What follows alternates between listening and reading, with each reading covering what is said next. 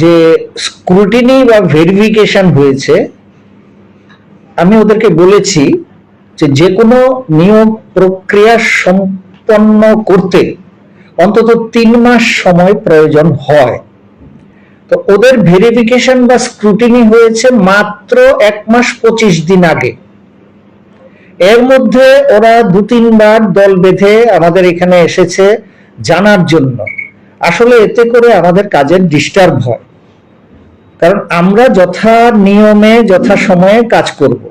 ওদের স্ক্রুটিনি এবং ভেরিফিকেশন 1 মাস 25 দিন আগে শেষ হয়েছে। রিক্রুটমেন্ট প্রসেস কমপ্লিট করার জন্য অন্তত 3 মাস সময় দরকার হয়।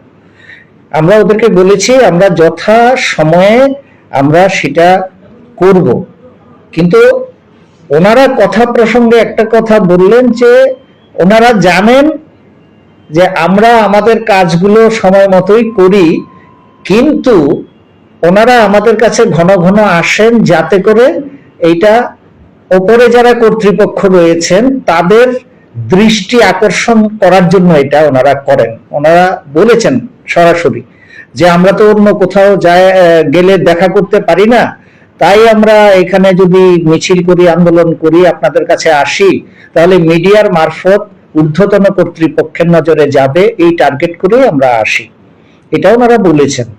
তো ওনারা যেহেতু কর্মপ্রার্থী, ওনাদের চাকরি পাওয়ার তাগিদ থাকবে স্বাভাবিক, কবে হবে এটা নিয়ে চিন্তা বা টেনশন থাকবে এটাও স্বাভাবিক। কিন্তু আমরা বলেছি যে আমাদের টিআরবিটি 2015 সাল থেকে একই রকম গতিতে কাজ করছে, কখনো আমাদের অবহেলার জন্য কোনো ক্যান্ডিডেটের চাকরি পেতে দেরি হয়নি, এবারও হবে না।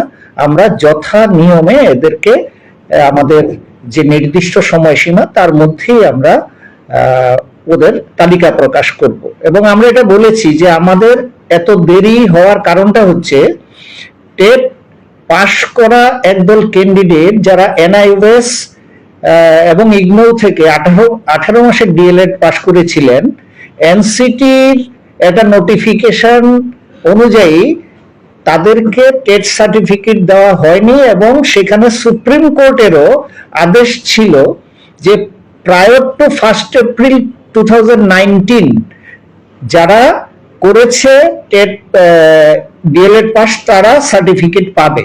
পরবর্তী সময়ে সুপ্রিম কোর্ট সেখানে একটা সংশোধনী আনে এবং আমাদের হাইকোর্টে মামলা হয়। হাইকোর্ট আমাদেরকে নির্দেশ দিয়েছে যে যারা সেই সময় চাকরি করত তাদের সবাইকে দিয়ে দেওয়া হোক। এখন এমনও ক্যান্ডিডেট আছে যারা আমাদের এখান থেকে ওই সুপ্রিম কোর্টের প্রথম নির্দেশ অনুযায়ী টেট সার্টিফিকেট পায়নি। এবার আমরা হাইকোর্টের নির্দেশ অনুযায়ী তাদেরকে টেট সার্টিফিকেট দেব, দেওয়ার পর তাদের আবার কাগজপত্র যাচাই করে তারপর আমরা ইউজিটি এবং জিটির মূল রেকমেন্ডেড লিস্ট অফ ক্যান্ডিডেটস আমরা